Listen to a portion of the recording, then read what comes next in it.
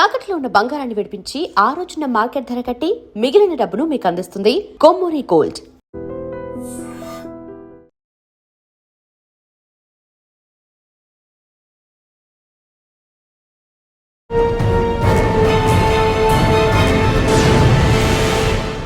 Welcome to I dream. Dhurandhar 2 Hollywood బాలీవుడ్ని shake చేసిన సినిమా. ఆ దురంధర్కి కథ ఎవరు ఇచ్చారు, ఆ కథ కారకుడు ఎవరు అనేది అందరికీ తెలిసింది. ఆయనే అజిత్ దోవల్. మన సైన్యానికి కావాల్సిన వ్యక్తి.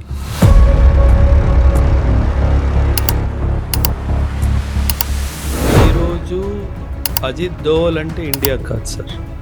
అజిత్ దోవల్ సలహా ప్రపంచంలో ఆల్మోస్ట్ 40 పైగా దేశాలు తీసుకుంటారు. Master mind sir. అంటే ఆయన మైండ్లో ఏం నడుస్తుందో ఎవ్వరికీ తెలియదు. పక్కన ప్రధానమంత్రి కూర్చొని ఉంటారు, ఆయనకు కూడా తెలియదు. దేశానికి ప్రధానమంత్రి అయినా సరే అన్ని విషయాలు ఆయన కూడా చెప్పారు. The most wanted man in the world today. ఈ రోజు ఉన్న సార్ ప్రతి ఒక్క దేశంలో సెక్యూరిటీ అడ్వైజర్స్ ఉంటారు కదా సార్. ఎందుకు ఈయన పేరే ముందుకు వస్తుందంటే ఈయన దిగాడు అంటే అక్కడ మనకి సక్సెస్ తప్పితే ఇంకేమీ రాదు సార్. ఆ రా ఏజెంట్స్కి కవర్ ఎలా ఉంటుందండి? ఏ కవర్లో వెళ్ళదు? చాలా కవర్ ఉంటాయి సార్. ఇన్ఫ్యాక్ట్ రా works independently of the army, రా works independently of the police, రా works independently of the central armed police force, CAPF కానీ సిఆర్పిఎఫ్ కానీ. సాధారణంగా వీళ్ళతో కలిసి ఆపరేషన్స్ రా చెయ్యదు సార్. ఏదో కంట్రీలో సీక్రెట్స్ పంపించారు. ఆ టార్గెట్ అయ్యే వరకు రాకూడదా? Generally no. వాళ్ళకి టైం ఉండదు సార్, వాళ్ళకి టార్గెట్. మనము ఎంత క్లాసికల్గా ఎగ్జిక్యూట్ చేసామంటే ఒక బ్రిగేడియర్ రీసెంట్గా పాకిస్తానీ బ్రిగేడియర్ వాడు రిటైర్మెంట్ అయ్యి రోజు రిటైర్మెంట్ తీసుకొని ఇంటికి వెళ్తుంటే దారిలో చంపాం సార్. అసలు అది దాన్ని మించి లేదండి. అసలు లేదు కదా సార్. అసలు మనం మాటల్లో చెప్పలేము సార్. ఈ దేశానికి రా ఏజెంట్స్ చేస్తున్న త్యాగం కానీ సర్వీస్ కానీ దానికి సాని లేదు సార్. ఇంక దానికి కంపారిజనే లేదు సార్. అసలు చేయడం. మీరు చేసిన ఆపరేషన్లో మంచి operation sir 2008 Mumbai bomb blast జరిగింది. ఓవర్ నైట్కి వెళ్ళి దొంగచాటున బార్డర్ దగ్గర ఒక సర్వేలెన్స్ ఎక్విప్మెంట్ పెట్టాలి అంటే ఆషామాషి కాదు. First time. ఆ పోస్ట్ ఎక్కడది? రాజస్థాన్ బార్డర్. ఫస్ట్ టైం లైఫ్లో సార్ భయం అంటే ఎటో అర్థమైంది సార్. ఆ రోజు రాత్రి అమ్మ ఇంత భయంకరంగా ఉంటుందా ఎక్స్పీరియన్స్. అంటే మీరు డైరెక్ట్ ఫైరింగ్ రేంజ్లో ఉన్నారు సార్. వాడు మా అయితే ఒక్కసారి మిస్ అవుతాడేమో, రెండోసారి మిస్ అవుతాడు. ధైర్యంగా ఎనిమీ ఇన్ఫర్మేషన్ మూమెంట్స్లో ఏమన్నా మూమెంట్ ఉందా ట్రాక్ చేసి కమాండ్ పోస్ట్కి పంపించడం అన్నది చాలా డిఫికల్ట్ టాస్క్. సో ఆ రోజు ఫస్ట్ టైం నాకు అర్థమైంది అంటే చిన్న తప్పు జరిగితే చచ్చిపోతాము. ఆపరేషన్ సింధూర్ మాత్రం టాప్ కదండి. అంత పర్ఫెక్ట్ ప్రెసిషన్తో క్యారీ అవుట్ చేసిన ఆపరేషన్ ఏదైనా ఉంది అంటే అది ఆపరేషన్ సింధూర్. అందుకే పాకిస్తాన్ దగ్గర బ్రహ్మోస్కి జవాబే లేదు సార్. అండ్ ఎంత యాక్యురసీ అంటే సార్ 3 మీటర్స్ ఆ రేంజ్ లోపలనే అది యాక్యురేట్గా పడుతుంది sir. Welcome to I dream. Dhurandhar 2 Hollywood బాలీవుడ్ని షేక్ చేసిన సినిమా. ఆ దురంధర్కి కథ ఎవరు ఇచ్చారు, ఆ కథ కారకుడు ఎవరు అనేది అందరికీ తెలిసిందే. ఆయనే అజిత్ దోవల్. మన సైన్యానికి కావాల్సిన వ్యక్తి. అటువంటి వ్యక్తి ఉండబట్టే ఈరోజు మనం సేఫ్గా ఉన్న విషయాన్ని ప్రతి ఒక్కరు గుర్తిస్తుంటారు, ముఖ్యంగా భారత సైన్యం. అందుకే ప్రధానమంత్రి మోడీ గారి దగ్గర నుండి క్యాబినెట్లో ఎవరైనా ఆయన మాటకి విలువిస్తుంటారు. మన సైన్యానికి ఆయన దిక్సూచి లాంటివాడు. ఆ అజిత్ దోవల్ అసలు ఆయన ఎలా ఉంటారు, ఆయన ఈ స్థాయికి రావడానికి ఎంత కష్టపడ్డారనే విషయాన్ని మనతో మాట్లాడడానికి ఎక్స్ ఆర్మీ ఆఫీసర్ ఓబ్రే గారు ఉన్నారు. అని అడిగి తెలుసుకుందాం. సార్ నమస్తే. నమస్తే సార్. అజిత్ దోవల్ సార్ మనకి ఆయన అంటే మనకే కాదు భారత సైన్యానికి ఆయన కళ్ళు చెవు ముక్కి ఏమన్నా ఆయనే చెప్పొచ్చండి. అంటే ఆయన ఇచ్చిన ప్లాన్ని వీళ్ళు యాక్షన్ చేస్తుంటారన్నది చాలామంది చెప్తుంటారు. అంటే ఈరోజు అజిత్ దోవల్ అంటే ఇండియా కాదు సార్. అజిత్ దోవల్ సలహా ప్రపంచంలో ఆల్మోస్ట్ 40 పైగా దేశాలు తీసుకుంటారు సార్. అంత master mind sir. Master mind అంటే గూఢాచారం, కూట్నీతి ఇవన్నీ ఎలా చేయాలి, ఒక టెక్స్ట్ బుక్ డెఫినేషన్ ఎగ్జాంపుల్లో ఎలా ఎగ్జిక్యూట్ చేయాలి, మాస్టర్ మైండ్ సార్. అంటే ఆయన మైండ్లో ఏం నడుస్తుందో ఎవ్వరికీ తెలియదు సార్. పక్కన ప్రధానమంత్రి కూర్చొని ఉంటారు, ఆయనకు కూడా తెలియనివ్వడు సార్. ఎందుకంటే గూఢాచారి యొక్క బేసిక్ మూలమే సీక్రసీ సార్. ఎవ్వరికీ చెప్పకుండా కడుపులోనే దాచుకొని మొత్తం ప్లాన్ డిజైన్ చేసిన తర్వాత ఎగ్జిక్యూషన్ ముందు ఓకే సార్ ఆ టిక్ పెట్టించుకోవాలి కదా, ఓకే సార్ అని చెప్పి అప్పుడు చెప్తాడు. అంటే గో హెడ్ అని చెప్పించుకుంటాను అంతే, గ్రీన్ సిగ్నల్ కోసం మాత్రమే. అండ్ చాలా సిన్సియర్గా only need to know basis. దేశానికి ప్రధానమంత్రి అయినా సరే అన్ని విషయాలు ఆయనకు కూడా చెప్పడు. ఎందుకంటే ఇన్ఫర్మేషన్ ఎక్కడి నుంచి ఎలా లీక్ అవుద్దో తెలియదు కాబట్టి ఎన్నో విషయాలు ఆయన దగ్గరే దాచుకుంటారు, ఆయన కడుపులో దాచుకుంటాడు. 100% సార్. రా ఒక ఇంటెలిజెన్స్కి ఏజెంట్ అవ్వాలి అంటే కావాల్సిన బేసిక్ క్వాలిటీయే అబ్జర్వ్ చేయాలి, సైలెంట్గా ఉండాలి. అబ్జార్బ్ చేసుకోవాలి, సైలెంట్గా ఉండాలి. యాక్షన్ చేయాలి, సైలెంట్గా ఉండాలి. మీరు ప్రతి 2ో 3ో రోజు న్యూస్ వస్తూ ఉంటుంది, unknown gunman killed XYZ Lashkar-e-Taiba, unknown gunman killed XYZ Jaish-e-Mohammed. ఈ అన్నోన్ గన్మ్యాన్లు ఎవరు పంపిస్తున్నారు, ఎలా పంపిస్తున్నారు, అసలు వాళ్ళు ఏం చేస్తున్నారు, వీళ్ళందరి వెనక కారణము ఈయనే సార్. సార్ మనం ఒకసారి రా ఏజెంట్లకు వెళ్ళే ముందు అజిత్ దోవల్ సార్ ఎవరు, ఎప్పుడు వచ్చి ఉంటారు, ఆయన యాక్షన్ ఎలాగుంటుంది అనేది ఒకటి ఎగ్జాంపుల్గా. సార్ ఎప్పుడైనా సార్ హీఈస్ బేసికలీ అన్ IPS ఆఫీసర్ సార్. కేరళ కాడర్కి చెందిన ఒక IPS ఆఫీసర్ సార్. అప్పట్లో 1970s 80sలో కేరళలో జరుగుతున్న కమ్యూనల్ వైలెన్స్ని కూడా సింగిల్ హ్యాండెడ్గా కంట్రోల్ చేసిన వ్యక్తి. అప్పుడే వెంటనే ఇందిరాగాంధీ గారు కళ్ళలో పడిపోయారు. నాకు ఈ మనిషి కావాలి. దేనికి కావాలి? నార్త్ ఈస్ట్ ఇన్సర్జెన్సీ చైనా వాడు చాలా ఇబ్బందులు క్రియేట్ చేస్తున్నాడు, వాళ్ళ యూనిటీని బ్రేక్ చేయాలి. ఆ యొక్క ఉద్దేశంతో ఆయన నార్త్ ఈస్ట్కి పంపించడం జరిగింది సార్. అజిత్ దోవల్ గారే లేకపోతే మన దేశంలో ఈరోజు నార్త్ ఈస్ట్ ఉండేదే కాదు సార్. ఎందుకంటే వాళ్ళు చాలా గట్టిగా ప్రిపరేషన్ చేసుకున్నారు. ఏమని, మనం భారత్లో కలవకుండా మనం భిన్నంగా అయిపోయి వేరే ఒక దేశాన్ని సృష్టించాలి అన్న ఉద్దేశంతో ఒకవైపు చైనా లాంటి దేశాల నుంచి ఆయుధాల సపోర్టు, మయన్మార్ లాంటి దేశాల నుంచి ఉగ్రవాదుల సపోర్ట్లు తీసుకొని భారత్ నుంచి విభిన్నంగా అయిపోవాలి అనేది వాళ్ళ ప్లాన్ సార్. ఈ ప్లాన్ అంతటిని విఫలం చేసింది అజిత్ దోవల్. ఈరోజు ఆ 7 సిస్టర్స్ అంటాం కదా సార్ మనము, ఆ 7 సిస్టర్స్ మన దేశంలో ఉన్నారు అంటే ఏకైక credit goes to Ajit Doval గారే సార్. అంటే ఈయన ఎలా అంటే సార్, మీరు గమనించుంటారు సార్, కొందరిలో కన్విన్సింగ్ స్కిల్స్ చాలా బాగుంటాయి.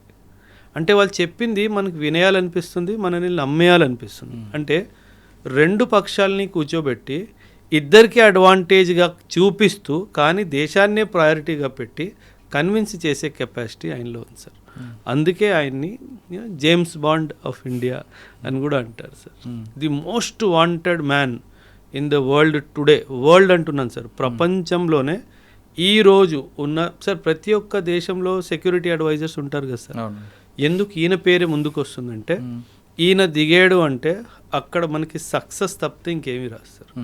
ఆ సక్సెస్ని అలా డిజైన్ చేసుకొని రంగంలో దిగుతారు సార్. అది రష్యా కానివ్వండి, అది మిడిల్ ఈస్ట్ కానివ్వండి, అది యూరప్ కానివ్వండి, అది ఏ దేశమైనా కానివ్వండి సార్. ఈరోజు బంగ్లాదేశ్ కానివ్వండి, ప్రతి ఒక్క దేశంలో ఏం చేయాలి సార్. ఒకప్పుడు మీరు ఎన్నో దశాబ్దాలుగా న్యూస్ కవర్ చేస్తున్నారు సార్. ఒకప్పుడు యూరోపియన్ యూనియన్కి ఇండియా అంటే చాలా చులకన సార్. మిడిల్ ఈస్ట్ వాడు అసలు మాట్లాడేవాడే కాదు ఇండియాతో. ప్రతి దానికి పాకిస్తాన్ అని చెప్పి ఎగిరేవాడు. ఈరోజు ఏం జరిగింది సార్, ఈరోజు యూరోప్లో మనల్ని పిలుస్తారు యాజ్ VIP ట్రీట్మెంట్ ఇవ్వడానికి. మన ప్రధానమంత్రికి రెడ్ కార్పెట్ వెల్కమ్ దొరుకుతుంది. మీరు రీసెంట్గా చూశారు, నెదర్లాండ్స్ వాళ్ళు ఎప్పుడో ఏన్షియంట్ టైమ్స్లో మన ఇండియా నుంచి తీసుకెళ్ళిపోయిన మన యొక్క హిస్టారిక్ ఏవైతే ఆర్టిఫాక్ట్స్ ఉన్నాయో అవన్నీ మన దేశానికి తిరిగిస్తున్నారు. ఎందుకు సార్ ఇది ఎలా జరుగుతుంది అనుకుంటున్నారు? ఇదంతా కూటనీతి సార్. దీని వెనుక చాలా డిప్లొమసీ ఉంటుంది.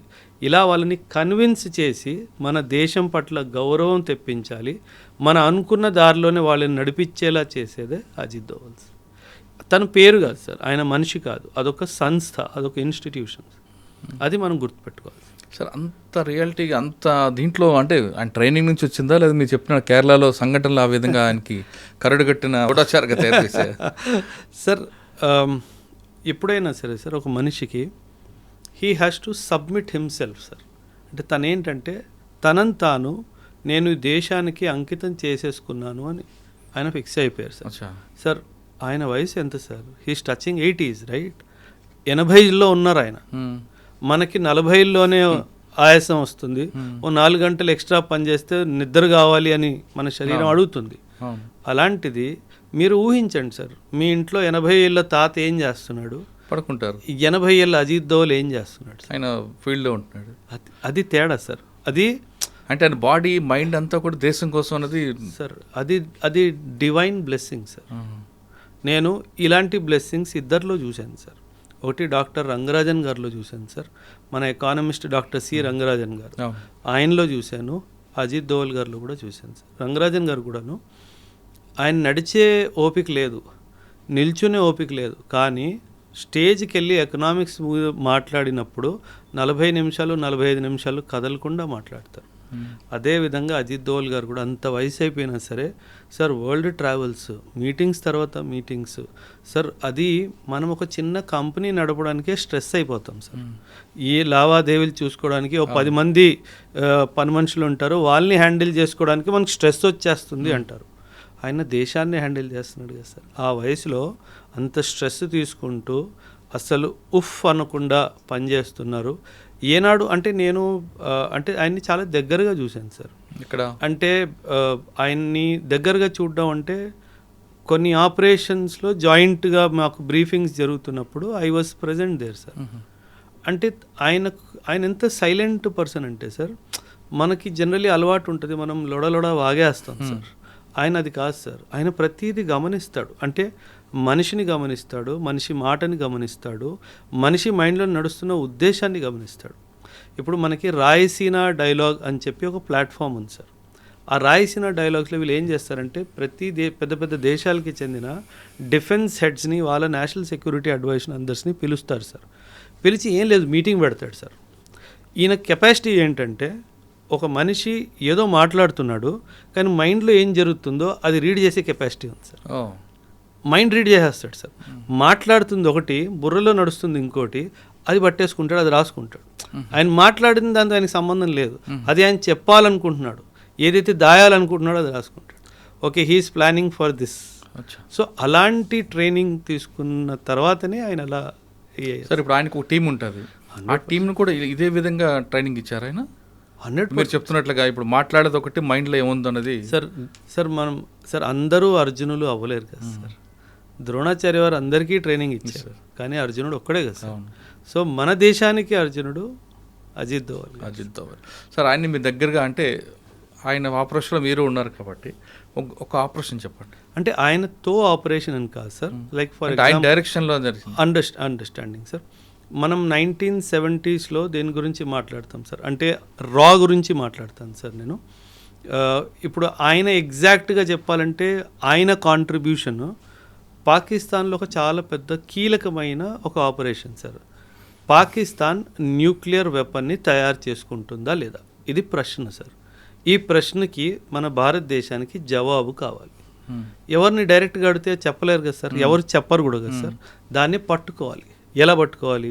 పాకిస్తాన్లో ఎంటర్ అవ్వాలి. సో ఈయన ఒక టీంని తయారు చేసుకొని పాకిస్తాన్లో ఎంటర్ అవ్వడం జరుగుతుంది సార్. పాకిస్తాన్లో ఒక ప్లేస్ కహూతా అని చెప్పి ఒక ప్లేస్ సార్. ఆ కహూతా అనే ప్లేస్లో వీళ్ళు న్యూక్లియర్ ఎక్స్పెరిమెంట్ చేస్తున్నారు ఒక ప్రిమైసిస్లో. ఇప్పుడు న్యూక్లియర్ ఎక్స్పెరిమెంట్ జరుగుతుందంటే సాధారణంగా లోపల ఎవ్వరికి వెళ్ళడానికి వీలు ఉండదు సార్, అనుమతి ఉండదు. కాకపోతే కనుక్కోవాలి ఏం జరుగుతుందో. అందరు వస్తున్నారు, పెద్ద పెద్ద బళ్ళు వస్తున్నాయి, విఐపి ప్రొటెక్షన్స్ వస్తున్నాయి, లోపల వెళ్తున్నారు, బయటకు వెళ్తున్నారు, కానీ ఏమీ అర్థం కావట్లేదు, అసలు ఏం జరుగుతుందో అనేది క్లారిటీ లేదు. అప్పుడు తెలివిగా ఏం చేశాడంటే సార్, కొందరు సైంటిస్టులని ఫాలో అయ్యాడు సార్. కొందరు సైంటిస్టులని ఫాలో అయ్యి వాళ్ళు కటింగ్కి ఎక్కడికి వెళ్తున్నారో కనుక్కున్నాడు సార్. హెయిర్ కటింగ్కి ఎక్కడికి వెళ్తున్నారో కనుక్కున్నాడు. ఆ కటింగ్ షాప్కి వెళ్ళి వాళ్ళ హెయిర్ శాంపుల్స్ని చాలా తెలివిగా తీసుకొని వచ్చాడు సార్. ఎప్పుడైనా సరే సార్ న్యూక్లియర్ ఎక్స్పెరిమెంట్ జరుగుతున్న స్థలంలో మనం ఉంటే గనక మన స్కిన్, మన బాడీ, మన హెయిర్ ఫాలికల్స్ మీద న్యూక్లియర్ ఎనర్జీకి రేడియేషన్కి సంబంధించింది అలా ఉండిపోతుంది. వాటిని ఇండియాకి తిరిగి పంపించి నిజంగా దీంట్లో రేడియేషన్ ఎలిమెంట్ ఉందా అని కనుక్కున్నాం సార్. అప్పుడు మనకు తెలిసింది ఏంటంటే అవును, ఈ కహుతా అనే స్థలంలో పాకిస్తాన్ వాళ్ళు న్యూక్లియర్ వెపన్ని తయారు చేసుకోవడానికి అంత రీసెర్చ్ జరుగుతుంది అని చెప్పి. అప్పట్లో మొరార్జీ దేశాయ్ గారు మన ప్రైమ్ మినిస్టర్ అనమాట. అంటే వీళ్ళు అక్కడ నుంచి ఇంకా మొరార్జీ దేశాయ్ గారికి 1-to-1 వీళ్ళకి ఆబ్వియస్లీ డైరెక్ట్ కాల్స్ ఉంటాయి కాబట్టి, సరే ఇలా ఇలా జరుగుతుంది, మీరు గో హెడ్ ఇస్తే ఏదో ఒకటి చేద్దాం అనేసి. ఆయన అసలు గో హెడ్ ఇవ్వలేదు సార్. అంటే ఇది చాలా దురదృష్టకరమైన అంటే ఒక హిస్టారికల్ ఈవెంట్ సార్. ఆయన గ్రీన్ సిగ్నల్ ఇస్తే మాత్రము ఈరోజు పాకిస్తాన్ దగ్గర న్యూక్లియర్ వెపనే ఉండేది కాదు సార్. ఇన్ఫ్యాక్ట్ ఇతనే కాదు సార్, ఇజ్రాయిల్ వాళ్ళు కూడా భారత్తో కలిసి ఒక జాయింట్ ఆపరేషన్ చేసి పాకిస్తాన్లో ఉన్న న్యూక్లియర్ ఫెసిలిటీని ధ్వంసం చేద్దామని చెప్పి వాళ్ళు కూడా ముందుకు వచ్చారు. దానికి కూడా అనుమతి ఇవ్వలేదు సార్. సో అది ఇచ్చుంటే కనుక ఖచ్చితంగా ఈరోజు పాకిస్తాన్ అయితే సార్, ఇప్పుడు మీరు గమనిస్తే కనుక sir, Pakistan is the only Islamic country that has a nuclear weapon. దానివల్ల పాకిస్తాన్ వరల్డ్ డిప్లొమసీలో చాలా పై ఎత్తుకు వెళ్ళిపోయింది సార్. ప్రతి దేశం పాకిస్తాన్తో మంచి సంబంధాలు ఏర్పాటు చేసుకోవాలి అని అనుకుంటుంది, ఎస్పెషలీ ఇస్లామిక్ దేశం. అండ్ మనతో దగ్గరికి రావాలంటే పాకిస్తాన్కి దూరం అయినట్టుగా సార్ లెక్క. At the end of the day వాళ్ళకి వాళ్ళే బంధువులుగా సార్. సో వాళ్ళు పాకిస్తాన్ వాళ్ళకి చాలా అవసరమైన దేశం అనమాట. సో ఆ డైమెన్షన్లో మనం మిడిల్ ఈస్ట్లో పెనిట్రేట్ చేయలేకపోతున్నాం, ఎందుకంటే ప్రతి చోట పాకిస్తాన్ అడ్డొస్తుంది కాబట్టి. అండ్ మన న్యూక్లియర్ పాలసీ న్యూక్లియర్ అంబ్రెల్లా ఇస్తాను వేరే దేశానికని ఒప్పుకోవచ్చు సార్. అందుకే వాళ్ళకి న్యూక్లియర్ ప్రొటెక్షన్ ఇచ్చే అధికారం మనకు లేదు, ఎందుకంటే మన పాలసీలోనే మనం న్యూక్లియర్ అంబ్రెల్లా ఎవరికి ఎక్స్టెండ్ చెయ్యము అని చెప్పి మనం రాసుకున్నాం కాబట్టి సార్. ఇప్పుడు దురంధర్ మీరు చెప్పిన 2 పాయింట్లు కాకుండా ఈ టైంలో కొంతమందిని పంపిస్తారన్నది, అది కేవలం ఆర్మీ ఆఫీసర్లు కావచ్చు, ఐపీఎస్ ఆఫీసర్లు కావచ్చు, వీళ్ళతో పాటు నటోరియస్ క్రిమినల్స్ కూడా సెలెక్ట్ చేసుకుంటారు, పంపిస్తుంటారు అన్నది నిజమేనా? 100% సార్. జనరలీ ఏం చేస్తారంటే సార్, అంటే before I talk anything sir, ఒక ఏమంటారు డిస్క్లైమర్ సార్ మీ ఆడియన్స్కి. పబ్లిక్ డొమైన్లో లేని ఇన్ఫర్మేషన్ గురించి నేను మాట్లాడను సార్. ఏదైతే కాన్ఫిడెన్షియల్ నేచర్ ఉంటుందో అది నేను చెప్పను సార్. సో నేను చెప్పిన దానివల్ల ఏ కాన్ఫిడెన్షియాలిటీ లీక్ అవ్వదు సార్, ఎందుకంటే ఆల్రెడీ అది పబ్లిక్ డొమైన్లో ఉన్న విషయం అంతే మాట్లాడుతాను, దాని మించి మాట్లాడను సార్. కానీ మన దేశంలో అండ్ అంతర్రాష్ట్రీయంగా కూడా చూసుకున్నా కొన్ని దేశాల్లో ఒక ప్రాక్టీస్ ఉంది సార్. ఒక ప్రాక్టీస్ ఏంటంటే, కొందరు ఖైదీలు ఎవరైతే యావజ్జీవ కారాగార శిక్షో లేకపోతే వాళ్ళకి ఇంకేదైనా మేజర్ పనిష్మెంట్ ఇచ్చినట్టయితే వాళ్ళలో దేశం పట్ల ఒక పాజిటివ్ భావన ఉంది అని అనుకుంటే అలాంటి వాళ్ళని ట్రైన్ చేసి యాజ్ ఏ రా ఏజెంట్స్గా వేరే వేరే దేశాలకి పంపించే ఒక ఆనవాయితీ మన దేశంలో కూడా ఉంది సార్. మన దేశంలో కూడా ఉంది. సో ఖచ్చితంగా దురంధర్ సినిమాలో మీరు అన్నట్టుగా చూపించింది అది వాస్తవం సార్, అది వాస్తవం. కానీ ఒక విషయం సార్, రా ఏజెంట్ అంటే దురంధర్ అంటే అది సినిమా కాబట్టి కొంచెం డ్రామటైజ్ అవుతుంది సార్. అంటే యాజ్ ఎ బాడీ బిల్డర్ చూపించడం అదంతా జరుగుతుంది, కానీ రా ఏజెంట్ అది కాదు సార్. రా agents are trained on close quarter battle.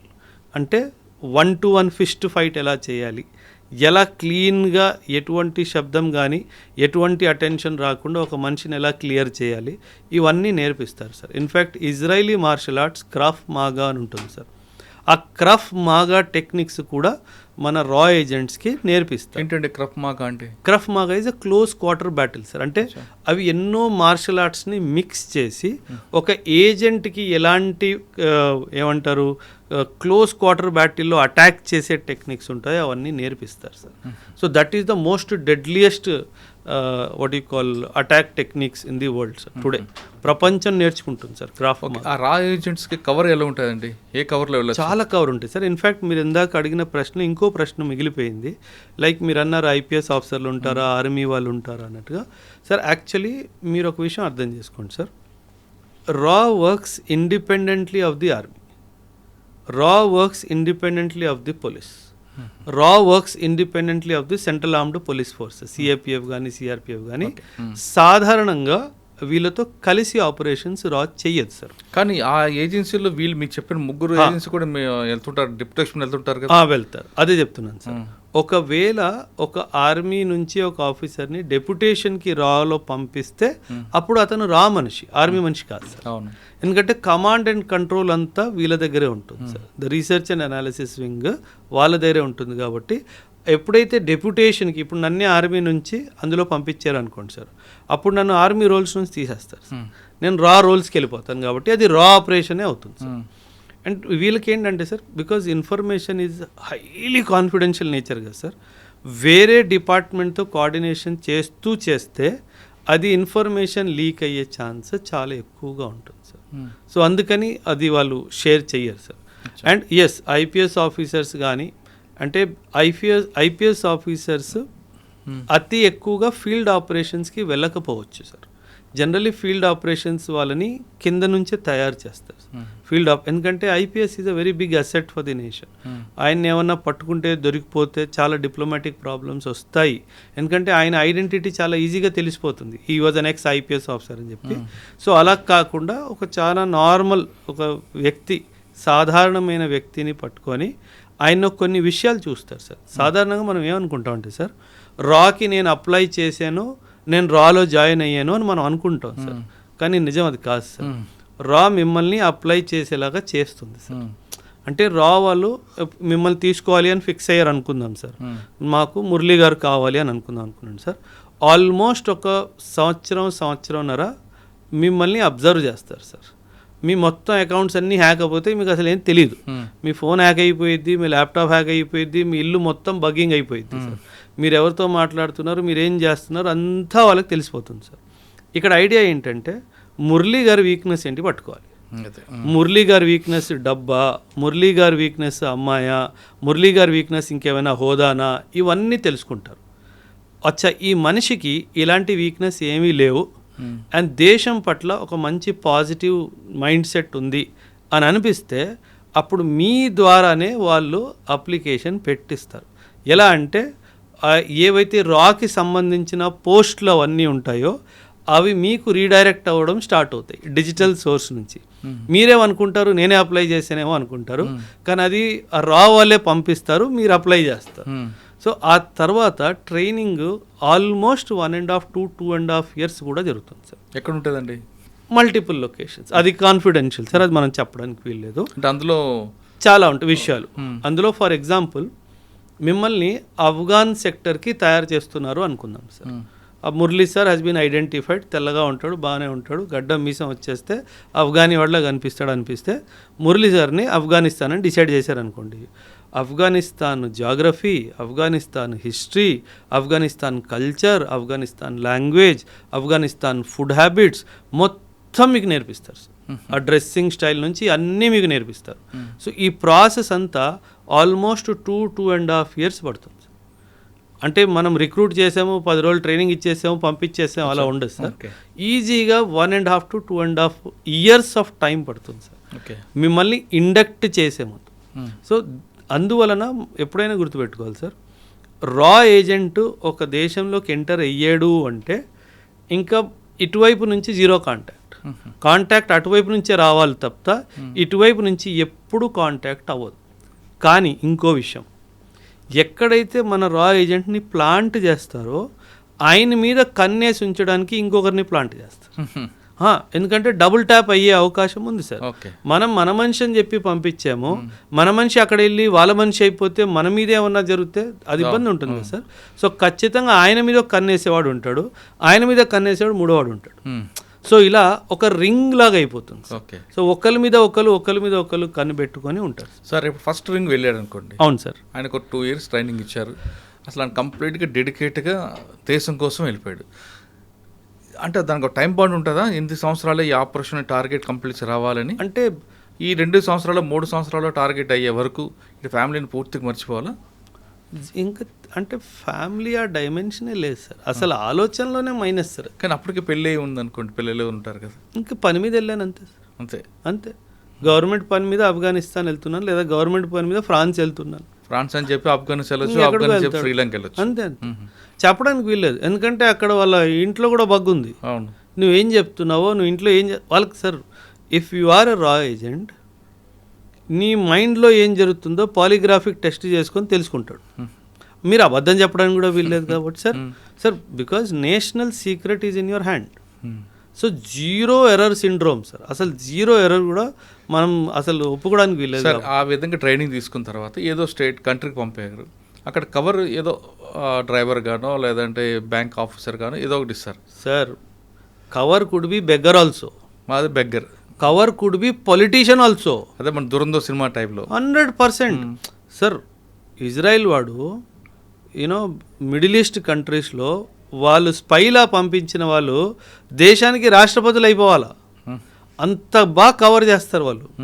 So don't think that spy అనగానే బిచ్చగాడ్లా ఉంటాడు, స్పై అనగానే డ్రైవరు కూలోళ్ళ పనిచేస్తాడు, కుక్లా పనిచేస్తాడు. Not necessarily. A high ranking official can also be are agent. వచ్చా యా అది మనం ఎప్పుడైనా సార్ పాకిస్తాన్ అనుకుందాం సార్ ఫర్ ఎగ్జాంపుల్. వాళ్ళకి ఏముంది సార్, కక్కూర్తనం, డబ్బుల కోసం దేశాన్ని అమ్మేసే జాతి వాళ్ళది. సో కొన్ని డబ్బులు వాళ్ళ మొహన్ పడేస్తే వాడు ఏమైనా చేస్తాడు కదా సార్. అదే నన్ను ఎమ్మెల్యే చేయొచ్చు, ఎంపీ ఏమైనా చేయొచ్చు, మిమ్మల్ని రాష్ట్రపతి చేసేస్తారు, మిమ్మల్ని ప్రధానమంత్రి చేసేస్తారు. అందులో ఏముంది సార్, వాళ్ళు డబ్బుల కోసం ఏమైనా చేయడానికి సిద్ధంగా ఉన్నారు సార్. సో మన దగ్గర డబ్బుకి దేవుడి దేవాల లక్ష్మీదేవి కటాక్షంగా మనకి ఏ తక్కువ లేదు దేశానికి.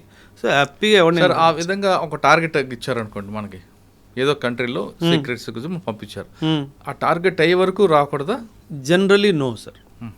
ఇన్ఫ్యాక్ట్ ఒక్కొక్కసారి ఏమవుతుందంటే సార్, ఆ టార్గెట్ అయిపోయిన తర్వాత కూడా అడిషనల్ టాస్క్ కూడా ఇచ్చే అవకాశం ఉంది సార్. అంటే ఇప్పుడు ఫర్ ఎగ్జాంపుల్ ఒక ఏజెంట్ని ఒక లష్కరే తైబాకి చెందిన ఒక కమాండర్ని ఎలిమినేట్ చేయడానికి పంపించారు, రైట్ సార్. వీడు చాలా ఎక్సలెంట్గా ఒక 6 నెలలు 8 నెలలు టైం తీసుకొని వాడు మూమెంట్ అంతా ట్రాక్ చేసి అసలు జీరో ఎర్రర్ తోటి వాడిని ఎలిమినేట్ చేయడం జరిగింది సార్. ఈ గన్మెన్ ఎపిసోడ్స్ నా బుర్రలో ఎన్ని ఎంటుకలు ఉన్నాయో దానికంటే ఎక్కువ ఉన్నాయి సార్.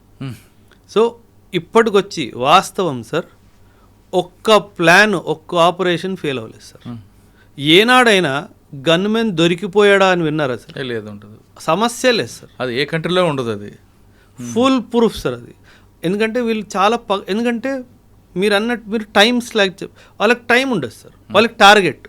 నీకు టార్గెట్ ఇచ్చాను, ఈ పాకిస్తానీ బ్రిగేడియర్ వీడు 1999 వార్లో మన దేశానికి అన్యాయంగా ఇచ్చేసాడు, ఇంతమంది సైనికుల్ని చంపించింది వీడిని ఎలిమినేట్ చేయాలి, నీ టార్గెట్ టైం తీసుకో. సో మనము ఎంత క్లాసికల్గా ఎగ్జిక్యూట్ చేసామంటే, ఒక బ్రిగేడియర్ రీసెంట్గా పాకిస్తానీ బ్రిగేడియర్ వాడు రిటైర్మెంట్ అయ్యి రోజు రిటైర్మెంట్ తీసుకొని ఇంటికి వెళ్తుంటే దారిలో చంపాం సార్. అంటే వాడిని చంపాలి, అది ఫిక్స్. వాడి ఇంటికి వెళ్తే ఆ రోజు సాయంత్రం వాడు retirement end as a brigadier. వాడి ఇంటికి వెళ్ళే ముందు వాడిని చంపాం సార్, వాడి ఇంటి గుమ్మం ముందు చంపేవాడు. అది రా సార్. ఓకే, ఆ టార్గెట్ అయిపోయిందండి, మీరు చెప్పిన టాస్క్ క్లోజ్. నెక్స్ట్ అడిషనల్గా యాడ్ అవుతుందా, లేదు వాళ్ళు తిరిగి బ్యాక్ టు హోమ్కి వచ్చి? జనరల్లీ ఏమవుతుందంటే సార్, ఇది అక్కడికి వెళ్ళి కిలో బియ్యం తీసుకురా కాదు కదా sir. It's a very highly stressful task sir.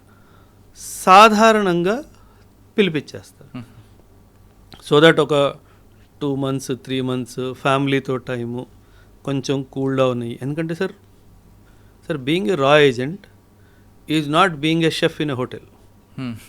It is not that work sir. అనుక్షణము నేను ఎవరినో తెలిసిపోతుందా, నేను దొరికిపోతానా, నన్ను చంపేస్తారా, అనుక్షణం మీ మైండ్లో ఆ స్ట్రెస్ ఉంటే మీరు ఎలా ఉంటారు సార్? మనము ఓన్లీ మనం చేస్తున్న పిచ్చి పని కూడా stress తీసేసుకుంటాం.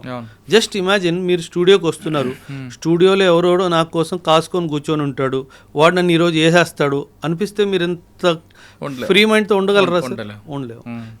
Imagine somebody 8 months 10 months 12 months 14 months 2 years ఆ స్ట్రెస్ని తట్టుకోకుండా ఎవ్వరికీ దొరకకుండా అక్కడ కూర్చొని ఆపరేషన్ ఎగ్జిక్యూట్ చేస్తే జనరలీ మనం తిరిగి పిలిపించేస్తాం. ఒకటి అప్రిసియేషన్ కోసం పిలుస్తాం, రెండోది రెస్ట్ అండ్ రికూప్ అంటారు సార్. ఆ రెస్ట్ అండ్ రికూప్ కోసం కూడా సాధారణంగా పిలిచేస్తాం. కాకపోతే మోటివేషన్ లెవెల్ ఈ ఏజెంట్స్ ఎలా ఉంటుందంటే, సార్ వాడితో పాటు వాడిని కూడా చూశాను, నాకు కొంచెం టైం ఇస్తే వాడిని కూడా వేస్తా, అక్కడ నుంచి వస్తుంది సార్. సార్ అది అల్టిమేట్ కిక్ కదా సార్.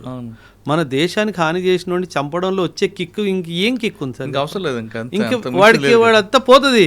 వాడిని నేను ఈరోజు వేసేసాను అన్న అనుభవము వాడిలో ఉన్న అలసట అంతా ఒక 5 seconds వ్యానిష్ అయిపోయింది. So that is how the entire scheme of రా ఏజెంట్స్ వర్క్ సార్. అక్కడికి వెళ్ళాక మీరు చెప్పినట్లుగా అసలు అందరూ దిగితే ఇంకా మజా వేరుంటుంది సార్. అంటే ఇంకా వాళ్ళు అహర్నిశలు దేశానికి వాళ్ళని వాళ్ళు సమర్పితం చేసేసుకున్నారు సార్.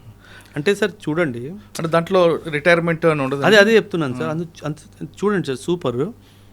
ఒక సైనికుడు దేశాన్ని సేవ చేస్తూ ప్రాణాలు కోల్పోతే ఒక మార్టైర్ అని చెప్పి న్యూస్ పేపర్లో పెద్ద పెద్ద పొలిటీషియన్స్, పెద్ద పెద్ద సమాజానికి చెందిన వాళ్ళు వెళ్ళి వాళ్ళ రెస్పెక్ట్స్ వాళ్ళు ఇస్తారు.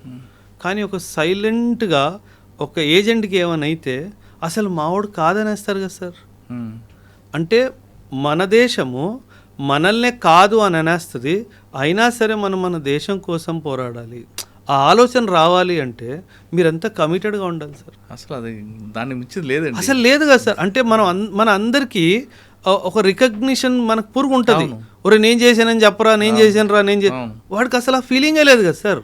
అయితే చేశాను లేదా అంతే సార్, అయితే చేశాను లేకపోతే పోతాను అంతే. మూడో ఆప్షన్ లేదు కదా సార్ అక్కడ. అంటే అక్కడ నేను దొరికిపోతే వీళ్ళు ఫోన్ చేస్తే నన్ను పంపించేస్తారు, లేదు కదా సార్. అది గుర్తుపెట్టుకోవాలి సార్. గ్రేట్ అండి. అసలు మనం మాటల్లో చెప్పలేము సార్. రా ఏజెంట్స్ చేసే ఈ దేశానికి రా ఏజెంట్స్ చేస్తున్న త్యాగం కానీ సర్వీస్ కానీ దానికి సాని లేదు సార్.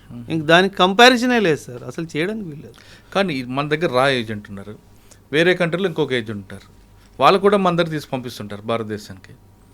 ఐఎస్ఐ అని పెడుతుంటారు, కానీ వాళ్ళ యాక్టివిటీ వేరే కనిపిస్తుంటాయి కదండి. అంటే వేరేగా అంటే ఇప్పుడు మన దగ్గర ఉంది, మనం టాస్క్ ఇచ్చాం, మన కంట్రీకి లాస్ చేస్తున్నాం, ఆ టాస్క్ మీదే ఉంటుంది తప్ప అక్కడ అరాచకాలు చేయాలనో లేదా ఇంకోటి మనం చూపించాం. కానీ పాకిస్తాన్ నుంచి వచ్చిన వాళ్ళు ఇక్కడ వాళ్ళ టాస్క్ బ్లాస్టులు చేయడం ఇటువంటి చేస్తుంటారు కదా. వాళ్ళు స్పై ఏజెంట్స్ కాదు, ఆ టెర్రరిస్టులు సార్. వాళ్ళకి అసలు ఏం జీరో. ఆ టెర్రరిస్టులను చూసుకునే బాధ్యత మన ఆర్మీ వాళ్ళు చూసుకుంటారు. అది వాళ్ళు రోజు చేసే పని కాబట్టి వాళ్ళతో పెద్ద ఇదేం లేదు సార్. ఓకే, మళ్ళీ మనం వెనక్కి వద్దాం. అజిత్ దోవల్ ఆయన టీం ఎంతమంది ఉండొచ్చండి? అంచనా లేదండి మనం అసలు నంబర్స్లో. సార్ దురంధర్ సినిమాలో చూపించిన క్యారెక్టర్ దోవల్ కొన్ని వందల్లో ఉంటారు సార్, కొన్ని వందల్లో ఉంటారు సార్. ఆయన కింద పనిచేసే వాళ్ళు. ఆ క్యారెక్టర్ మెయిన్ క్యారెక్టర్ ఏందేనా అనుకోవచ్చా? Definitely sir. వై నాట్ అంటే సింపుల్ సార్. కథానాయకుడు ఈయనే సార్. సినిమాలో చూపించినట్టుగా కథానాయకుడు ఈయనే సార్. కథానాయకుడికి ఎప్పుడు ఏ బటన్ నొక్కాలో తెలుసు సార్. అక్కడ గ్రౌండ్ ఏజెంట్ కూడా తెలియదు. మీరు చూసుంటే సినిమా ఎక్కడ బటన్ నొక్కాలో ఆయన తెలుసు. ఆ పొలిటీషియన్ మనోడే అన్న విషయం వీడికి ఏనాడైనా తెలిసిందా? తెలియదు కదా సార్. ఆ కథానాయకుడికి ఏ బటన్ ఎప్పుడు నొక్కాలో వాడికి తెలుసు సార్. ఇదే కదా సార్, మీరు టైగర్ జిందా హే సినిమా ఒకవేళ చూసుంటే కనుక, సల్మాన్ ఖాన్ సినిమా, యా టైగర్ జిందా హే, టైగర్ అభి బాకీ హే, ఏదో పేరు మీద సినిమా ఉంది సార్. అక్కడ పరేష్ రావల్ ఉంటాడు సార్ మిడిల్ ఈస్ట్లో. వీళ్ళకి ఆ విషయం తెలియదు, మనోడే అని చెప్పేసి. లాస్ట్ మూమెంట్లో అక్కడ ఉన్న సైనికులు వీళ్ళని చంపైపోతే మధ్యలో చాపుతాడు. అప్పుడు వీళ్ళకి అర్థమైపోతుంది. అప్పుడు వీడు అంటాడు, ఒరే నువ్వు పుట్టక ముందు ఈ భూమిలో నేను వచ్చా, సో నువ్వు బచ్చాగాడిలా ఉండు అని చెప్తాడు వాడు. సో ఎవరు మనల్ని ఎలా ఎందుకంటే స్టార్టింగ్లో పరేషాలో ఒక స్టేట్మెంట్ ఇస్తాడు, నా ఒక కన్ను నీ మీదే ఉంది అంటాడు. అప్పుడు కూడా మనం ఎవరికి స్విచ్ అలగదు, అరే వీడు కూడా మన రాయజెంటేరా అని చెప్పేసి. మనకేమనిపిస్తుంది, వాడు ఏదో బిజినెస్ పరంగానే ఏదో డైలాగ్ కొట్టాడు అనిపిస్తుంది. కానీ వాస్తవానికి ఏంటి, వాడు చెప్తాడు, ఒరే నా కన్ను ఒకటి నీ మీద ఉంది, నాకు నీ మీద భరోసా లేదురా అంటాడు. ఆ భరోసా లేదంటే ఏంటి, నువ్వు ఎప్పుడొకప్పుడు దొరికిపోతావు, నేనే రావాలరా నేను సేవ్ చేయడానికి అన్నట్టుగా. సో ఆ డైమెన్షన్లో సార్. సో ఖచ్చితంగా కవరప్స్ ఉంటారు సార్, ఖచ్చితంగా కవరప్స్ ఉంటారు. కానీ మీరు అన్నట్లుగా వాళ్ళు దేశం కోసం అంకితం అవుతున్నారు కాబట్టి కుటుంబం అవన్నీ ఆలోచించారు సార్. వాళ్ళకి శాలరీస్ ఎలాగ ఉంటాయండి? వాళ్ళు శాలరీస్ కోసం పని చేయాలి సార్. స్పెషల్ అలవెన్సెస్ ఉంటాయి సార్. రా వాళ్ళకి స్పెషల్ అలవెన్సెస్ ఉంటాయి. వాళ్ళకి సంవత్సరానికి ఒక నెల శాలరీ బోనస్గా ఇస్తారు సార్. ఇంక దీనికంటే వివరాలు వద్దులేదు. రా ఏజెంట్ అయిపోయింది, అజిత్ దోవల్ గారు చేయింది. మీరు చేసిన ఆపరేషన్లో మంచి ఆపరేషన్ చెప్పండి సార్. 2008 ముంబై బాంబ్ బ్లాస్ట్ జరిగింది సార్. 2008లో ముంబై బాంబ్ బ్లాస్ట్ జరిగింది. ఆ ముంబై బాంబ్ బ్లాస్ట్లో మన దేశం ఒక రిప్లై ఇవ్వాలి కదా సార్. అవును, అటాక్ చేయాలో ఏదో ఒకటి చేయాలి. అప్పుడు మాకు ఆర్డర్స్ ఏమొచ్చాయంటే sir, you deploy in the borders అన్నట్టుగా కొన్ని సర్వలెన్స్ ఎక్విప్మెంట్స్ని పెట్టండి అన్నట్టుగా కొన్ని ఆదేశాలు మాకు వచ్చాయి సార్. అంటే 2008 వరకు నేను నార్మల్ యూనిట్లో ఉన్నాను, పీ స్టేషన్లో ఉన్నాను. అకస్మాత్తుగా బార్డర్కి వెళ్ళాలి, అకస్మాత్తుగా యుద్ధం అయ్యే అవకాశం ఉంది. చూడండి ఎలా పల్స్ మారిపోతుంది, మైండ్లో పల్స్ ఎలా మారిపోతుంది సార్. ఇన్స్టెంట్గా ఓవర్ నైటే ట్రావెల్, డే టైంలో ట్రావెల్ చేయడం తెలియలేదు. డే టైంలో ట్రావెల్ చేస్తే ఎనిమీ సర్వలెన్స్ సిస్టమ్ ద్వారా తెలిసిపోతుంది. ఓవర్ నైట్కి వెళ్ళి దొంగచాటున బార్డర్ దగ్గర ఒక సర్వెలెన్స్ ఎక్విప్మెంట్ పెట్టాలి అంటే ఆషామాషి కాదు. అంటే దట్ వాజ్, అండ్ ఆ సర్వెలెన్స్ ఎక్విప్మెంట్ ద్వారా మనం ఎనిమీ డీప్ టెరిటరీలో చూడాలి అంటే ఒక హైట్ మీద పోవాలి సార్. దాన్ని మాస్ట్ అంటారు, MAST, మొబైల్ మాస్ట్ ఉంటుంది. 30 మీటర్స్ హైట్ మీద మొబైల్ మాస్ట్ మీద ఆ సర్వెలెన్స్ ఎక్విప్మెంట్ పెట్టి ఎనిమీ లోపలికి డీప్గా 12 కిలోమీటర్ల లోపలికి చూడాలి అని మాకు ఆదేశం. ఇమాజిన్, నువ్వు 30 మీటర్స్ హైట్లో కూర్చొని ఉన్నావు, చిన్న తప్పు నీ లొకేషన్ వాడికి దొరికితే ఇంకేది మిగలదు. వాడికి తెలుసు 2008 26/11 ముంబై బ్లాస్ట్ జరిగింది, అటాక్స్ జరిగాయి, భారత్ ఏదో ఒకటి చేస్తుందని చెప్పి వాడు కూడా కాపు కాసుకొని కూర్చుంటాడు కదా సార్. ఒక చిన్న మూమెంట్ తప్పు నువ్వు ఎక్కుతున్న సౌండ్ వల్ల వాడికి తెలిసినా, నువ్వు ఎక్విప్మెంట్ సెటప్ చేస్తున్న సౌండ్ వల్ల వాడికి తెలిసిన, నువ్వు అబ్జర్వ్ చేస్తున్నావు అన్న రేడియో ఫ్రీక్వెన్సీ సిగ్నల్స్తో కూడా వాడికి తెలిసిన, నీ communication silence, though communication was completely silence, radio set open చేయడానికి వీల్లేదని చెప్పేశాడు సార్. అబ్జర్వేషన్ ఇవ్వాలి, అబ్జర్వేషన్ చేసి కింద కమాండ్ పోస్ట్కి ఇవ్వాలి, ఏం చేయాలో మీతో సంబంధం లేదు. అంటే పరిస్థితి ఎలా అయిపోయిందంటే, ఇటు కదలలేము, ఇటు ఒక చిన్న సౌండ్ చేయలేము, వాడేమో మనల్నే చూస్తున్నాడు, వాడు ఎప్పుడు ఎలా రియాక్ట్ చేస్తాడో తెలియదు. అంటే ఫస్ట్ టైం ఆ పోస్ట్ ఎక్కడది? రాజస్థాన్ బోర్డర్. ఫస్ట్ టైం లైఫ్లో సార్ భయం అంటే ఏంటో అర్థమైంది సార్. ఆ రోజు రాత్రి అమ్మ ఇంత భయంకరంగా ఉంటుందా ఎక్స్పీరియన్స్. అండ్ మీరు డైరెక్ట్ ఫైరింగ్ రేంజ్లో ఉన్నారు సార్. వాడు మా అయితే ఒక్కసారి మిస్ అవుతాడేమో, రెండోసారి మిస్ అవడు. అంటే మనకి ఎటువంటి డిఫెన్స్ సిస్టమ్ లేకుండా మనం చాలా ధైర్యంగా ఎనిమీ ఇన్ఫర్మేషన్ మూమెంట్స్లో ఏమన్నా మూమెంట్ ఉందా ట్రాక్ చేసి కమాండ్ పోస్ట్కి పంపించడం అన్నది చాలా డిఫికల్ట్ టాస్క్ సార్. సో ఆ రోజు ఫస్ట్ టైం నాకు అర్థమైంది, అంటే చిన్న తప్పు జరిగితే చచ్చిపోతాము అంటే ఎంత సీరియస్నెస్గా చేయాలి. అంటే సార్ మన బాడీలో ఒక చిన్న షైనింగ్ ఐటమ్, ఆ పెన్ను పెట్టుకున్నా సరే ఆ పెన్ను షైన్ అయింది అనుకోండి, ఏమంటారు కనిపించింది అనుకోండి రాత్రిలో, బుల్లెట్ అటే వస్తుంది. సో చాలా తస్మాత్ జాగ్రత్త అంటాం కదా సార్. అంటే మీ గురించి ఏం తెలియకుండా మేము ఈ షూస్ ఉన్నాయనుకోండి సార్, ఈ mast, mobile mast iron elevated post sir. Iron మీద కాలు పెడితే సౌండ్ వచ్చింది కదా సార్, దీనికి బట్ట చుట్టుకోవాలి దాని సౌండ్ రాకుండా. అంటే నాకు కడియం వేసుకుంటాను కదా సార్, ఆ కడియం రాడ్ తగులితే సౌండ్ వస్తుంది, కడియం మొత్తం చేసుకొని దాన్ని దారంతో కట్టి, దానికి కూడా లైట్ పడితే దారంతో కట్టేయాలి దీన్ని. సో అంటే చిన్న చిన్న విషయాలు చాలా జాగ్రత్తగా ఉంటే కానీ అలాంటి ఆపరేషన్స్ ఎగ్జిక్యూట్ చేయలేము సార్. చాలా ఇన్ఫర్మేషన్ గ్యాదర్ వచ్చింది సార్. పాకిస్తాన్ చాలా విపరీతంగా వాళ్ళు పోస్టుల మీద వచ్చి ఆక్యుపై చేయడం జరిగింది సార్. అంటే బట్ సమ్హౌ అటాక్ ఏం మనం చేయలేదు. ఇన్ఫ్యాక్ట్ సార్ 2008 ముంబై అటాక్స్ తర్వాత మన దేశం ఎటువంటి కీలకమైన యాక్షన్ పాకిస్తాన్ మీద తీసుకోపోవడం అన్నది చాలా పెద్ద దుర్భాగ్యమైన విషయం సార్. ఏదైతే ఇప్పుడు పహల్గామ్లో జరిగిందో, తిరిగి మనం ఎలాగైతే ఆపరేషన్ సింధూర్ చేసామో అలాంటిది 2008లో చేసుంటే కనుక వీళ్ళకి ఇంత ధైర్యం వచ్చేది కాదు సార్. సో అది మనం 2008లో మాత్రం చాలా పెద్ద తప్పు చేసాం సార్. అసలు ఏమీ చేయలేదు సార్. 2001 పార్లమెంట్లో అటాక్ అయినప్పుడు కనీసం మనం మొత్తం మిలిటరీని తీసుకెళ్ళి బార్డర్లో కూర్చోబెట్టి ఆ దాడికి వస్తున్నారు అని చెప్పి వాడికి భయమైనా పెట్టాం. కానీ ఈసారి 2008లో అసలు ఏమీ చేయలేదు సార్. అంటే కొన్ని స్ట్రక్చరల్ చేంజెస్ వచ్చాయి, ఆ తర్వాత ఎన్ఎస్జీ హబ్స్ కొత్తగా పెట్టడం జరిగింది, అవన్నీ జరిగాయి.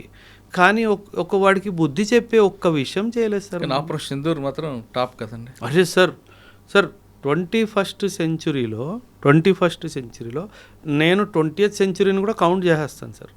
అంత పర్ఫెక్ట్ ప్రెసిషన్తో క్యారీ అవుట్ చేసిన ఆపరేషన్ ఏదైనా ఉంది అంటే అది ఆపరేషన్ సింధూర్ సార్. అంటే ఎంత ప్రిసైజ్ ఆ బ్రహ్మోస్ మిజైల్ సార్, అసలు మనకి అది బ్రహ్మాస్త్రం లాంటిది సార్. అసలు ఆ బ్రహ్మోస్ మిజైల్కి జవాబే లేదు సార్. ఎందుకంటే ఒక క్రూజ్ మిజైల్ అయ్యి ఉండి, క్రూజ్ మిజైల్ అంటే సార్ ఇది పైకి వెళ్ళదు ఆకాశంలో, ఒక స్ట్రైట్ లాగా వెళ్తుంది అనమాట. ఒక క్రూజ్ మిజైల్ అయ్యి ఉండి అంత వేగంగా అది వెళ్తుంది కాబట్టి దాన్ని పట్టుకునే మిజైలే లేదు సార్. అందుకే పాకిస్తాన్ దగ్గర బ్రహ్మోస్కి జవాబే లేదు సార్. అండ్ ఎంత యాక్యురసీ అంటే సార్ 3 మీటర్స్ ఆ రేంజ్ లోపలనే అది యాక్యురేట్గా పడుతుంది సార్. ఇప్పుడు ఈ బిల్డింగ్ మనం కూర్చొని ఉన్నాం సార్, ఈ బిల్డింగ్లో ఏ ఫ్లోర్లో ఏ ఆఫీస్లో ఎవడి మీద వేయాలి చెప్పు అని అడుగుతాడు. అచ్చా, ఏరియా కాదు, బిల్డింగ్ కాదు, బిల్డింగ్లో ఏ పడుతుంది 3 మీటర్లు సార్. 3 మీటర్లు ఎంత, మీరు నేను కూర్చొని స్పేస్. వాడు ఇక్కడ పడేయాలనుకుంటే వచ్చి మధ్యలోనే పడుతుంది. అది మీ మీద పడదు, నా మీద పడదు. అంత ఎక్సలెంట్ అక్యురసీతో మనం తయారు చేసాం సార్. ఇప్పుడు మీరు వినుంటే గనక పాకిస్తాన్లో ఎయిర్ బేసెస్ మీద మనం అటాక్ చేసాము. మీరు గుర్తుంటే ఎయిర్ బేస్ మీద అటాక్ చేసాము. వాళ్ళు ఆ ఎయిర్ బేస్ కింద కమాండ్ పోస్ట్ తయారు చేసుకున్నారు సార్. ఎన్ని మీటర్లు, ఆల్మోస్ట్ 200-250 ఫీట్ కింద ఉంది ఆ యొక్క న్యూక్లియర్ కమాండ్ పోస్ట్.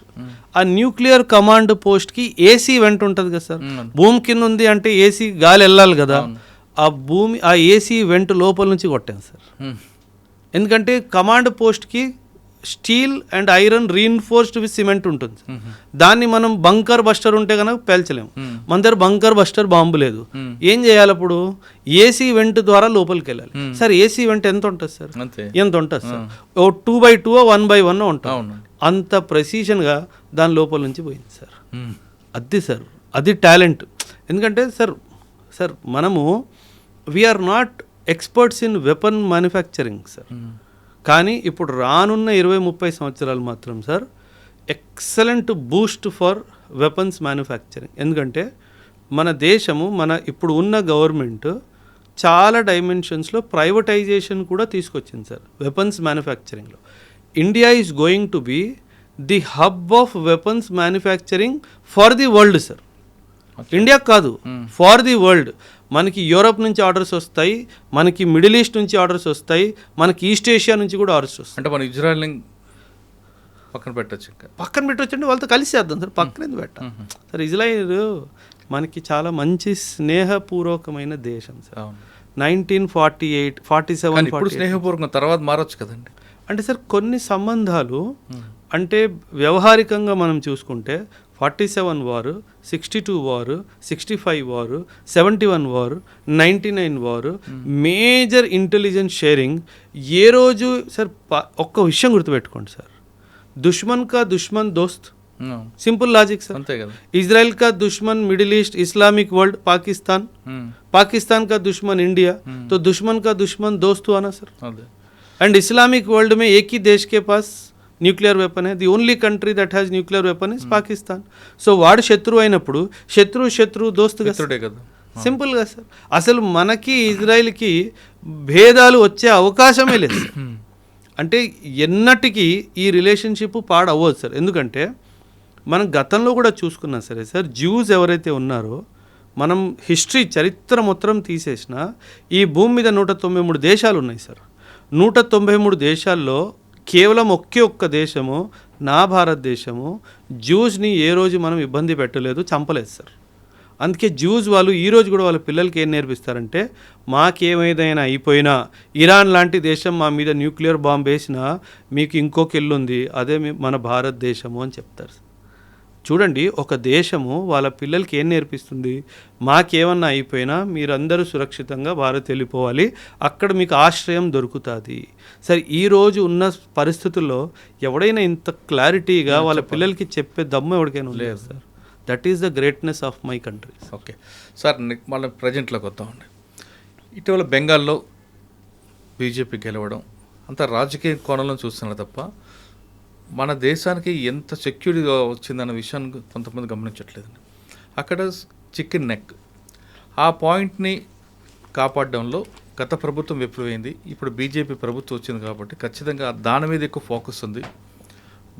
ఎందుకంటే దాని మీద మన గ్రిప్ కోల్పోతే చైనా నుంచి కానీ భూటాన్ నుంచి కానీ వేరే వేరే కంట్రీస్ అంతా లోపలికి వస్తారు. అది పాకిస్తాన్ కూడా మరో కారిడార్ అవుతుంది అన్నది చాలామంది అంటుంటారు. అది వాస్తవం కాదు. అసలు ఆ చికెన్ నక్కింది సార్. అసలు ఆ సిలిగురి నేను బెంగాలే కదా సార్, అస్సాం కూడా మాట్లాడుతాను. అస్సాం అండ్ బెంగాల్లో ఉన్న ప్రభుత్వం రావడము దీన్ని పొలిటికల్ యాంగిల్గా చూడకూడదు సార్. దీన్ని ఒక స్ట్రాటజిక్ యాంగిల్లో చూడాలి. నేషనల్ సెక్యూరిటీకి అయితే 100% నేషనల్ ఇంట్రెస్ట్ అంటారు సార్. నేషనల్ ఇంట్రెస్ట్ యాంగిల్లో చూడాలి.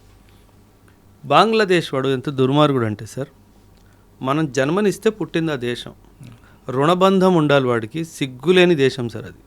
అంటే కేవలం మతానికి సంబంధించి నువ్వు వెర్రి వేగుతున్నావు. కానీ నేను సార్ ఈరోజు కూడా India Bangladesh Ganga water treaty, Ganga వాటర్ని డైవర్ట్ చేసి అటు బ్రహ్మపుత్ర వాటర్ని డైవర్ట్ చేశాను అనుకోండి సార్, ఆ దేశం కేవలం 30 సంవత్సరాల్లో ఎడారిలా మారిపోయింది సార్.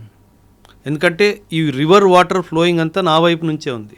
అండ్ మనం చాలా పెద్ద హృదయంతో నువ్వు తీసుకో అన్నట్టుగా చేసాం.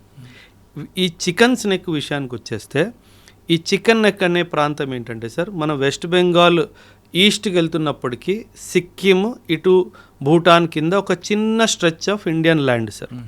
వీళ్ళ ప్లాన్ ఏంటంటే అక్కడ నార్త్లో బంగ్లాదేశ్కి చెందిన ప్రాంతం ఏదైతే ఉందో నార్త్లో రంగపూర్ అనే ప్రాంతము, అక్కడ చైనా వాడు వచ్చి వాడు మిజైల్స్ని వాడు ఎయిర్ క్రాఫ్ట్స్ని పెట్టుకుంటాడు సార్. చైనా అన్నారు కాబట్టి సార్, మన పాకిస్తాన్ కన్నా మోస్ట్ డేంజరస్ చైనా అంటున్నారు కదా. Any time sir. పాకిస్తాన్ ఏముంది సార్, పాకిస్తాన్. కానీ మీరు ఒక విషయం గుడ్ సార్, మీరు చాలా మంచి క్వశ్చన్ అడిగారు. చైనా వాడు ఎప్పుడు మనతో యుద్ధం చెయ్యడు సార్. వాడు చాలా తెలివైన వాడు సార్. వాడు యుద్ధాని కోసం మన మీద పాకిస్తాన్ని వాడుకుంటాడు సార్. వాడు పాకిస్తాన్ని వాడుకుంటున్నాడు అన్న విషయము ఆ పిచ్చోడు పాకిస్తాన్ కూడా అర్థం కాదు సార్. అంటే వాడు భుజం మీద తుపాకీ పెట్టి మనతో ఫైరింగ్ ఆ చేస్తాడు. తుపాకీ కూడా వీడిదే సార్. అది వీడే. అండ్ వీడి తుపాకీయే కానీ వాడికి అమ్మిన తుపాకీ సార్. అంటే పాకిస్తాన్ వాడిని వాడుకుంటున్నాడు అన్న క్లారిటీ కూడా వాడికి లేదు సార్. సార్ సింపుల్ సార్, ఈ యుద్ధాల వల్ల పాకిస్తాన్కి వచ్చింది ఏంటి? శూన్యం. అంతే, శూన్యం కదా. పాకిస్తాన్ వాడు అన్నెసెసర్లీ చైనా వాడు వాళ్ళ యుద్ధం కోసము, అమెరికా వాడు వాళ్ళ యుద్ధం కోసం నన్ను వాడుకుంటున్నారు. ఒరే నేను డెవలప్మెంట్ మీద, ఎకనామిక్ డెవలప్మెంట్ మీద, హ్యూమన్ డెవలప్ మీద కాన్సన్ట్రేట్ చేయాలి అన్న ఇంత జ్ఞానం కూడా లేని దేశం సార్ అది. సో చికెన్స్ నెక్కి వెనక్కి వచ్చేస్తే చైనా వాడు ఉద్దేశం ఏంటంటే సార్, అక్కడ నార్త్ నుంచి అటాక్ చేసి ఒక వ్యాలీ ఉంది సార్, దాన్ని డోక్లాం వ్యాలీ అంటారు. ఇటువైపు సిక్కిము, ఇటువైపు భూటాన్, మధ్యలో వ్యాలీ సార్. ఇక్కడ కింద మన చికెన్స్ నెక్ ఉంది సార్. పైనుంచి అటాక్ చేసి బంగ్లాదేశ్ నుంచి కింద నుంచి అటాక్ చేస్తే ఇండియా నార్త్ ఈస్ట్ అంతా కట్ ఆఫ్ అయిపోతుంది సార్. ఇది వాళ్ళ ఉద్దేశం. అండ్ వెస్ట్ బెంగాల్లో ఇంతకుముందు ఉన్న ప్రభుత్వము ఈ విషయాన్ని గమనించకుండా, ఎటువంటి చర్యలు తీసుకుండా నోరు మూసుకొని కూర్చొని ఉంటే ఎలా సార్? సార్ ఎంతమంది లక్షల మంది ఇల్లీగల్ మైగ్రెంట్స్ బంగ్లాదేశ్ నుంచి వస్తున్నా వాళ్ళ మీద ఎటువంటి చర్యలు తీసుకోకపోతే మన దేశం ఏమైపోవాలి సార్? మీకు గుర్తుంటే కనుక 2019లో 5 ఎన్ఆర్సీ జరిగింది అస్సాంలో సార్. అస్సాంలో ఎన్ఆర్సీ జరిగినప్పుడు అసలు 19 లక్షల మంది ఇల్లీగల్గా మన దేశంలో ఉన్నారు అన్న విషయం మనం గుర్తించినప్పుడు వాళ్ళని తిరిగి పంపించడం స్టార్ట్ చేయాలి కదా సార్. అసలు ఎటువంటి యాక్షన్ లేదు సార్. అంటే మీరు పాలిటిక్స్ కోసము, ఓటు బ్యాంక్ పాలిటిక్స్ కోసము దేశాన్నే మీరు తోసేస్తున్నారు కదా సార్.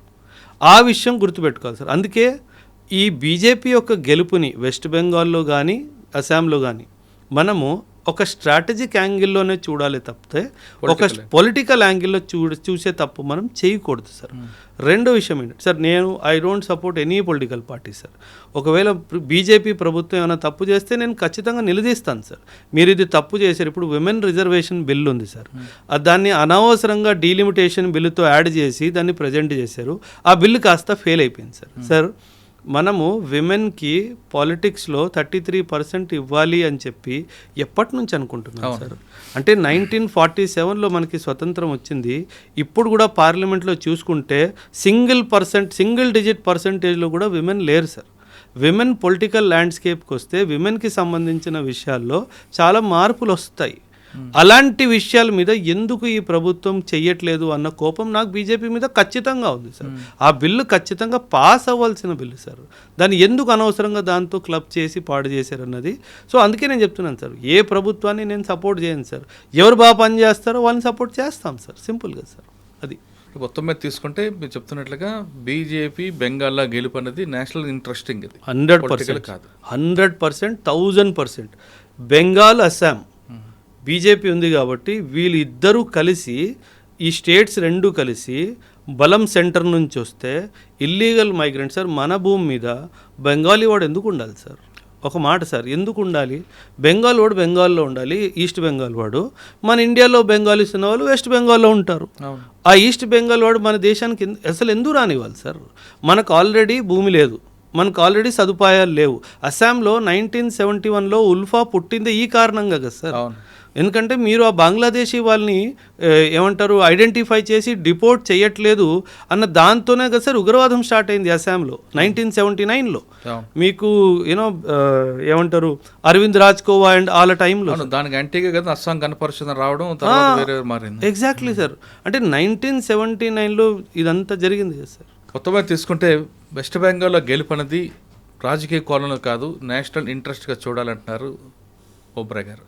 అంతేకాకుండా అజిత్ దోవల్, ఆయన మన కంట్రీకి కాదు వరల్డ్కి అంతకు మించిన డెడికేటెడ్ దేశం మీద ఉన్న వ్యక్తి ఎవరు లేరంటూ అజిత్ దోవల్ గురించి చెప్తున్నారు.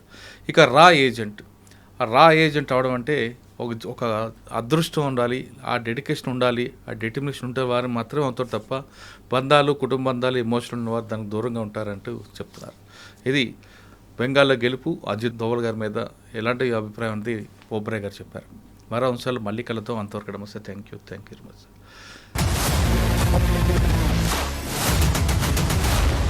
I dreams, this police diaries is something very, very valuable towards that.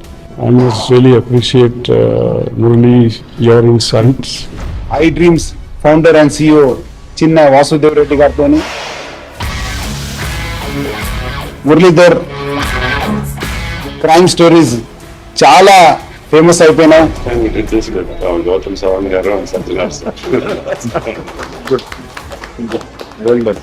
I congratulate him for doing so well, and I congratulate him his boss also. So well.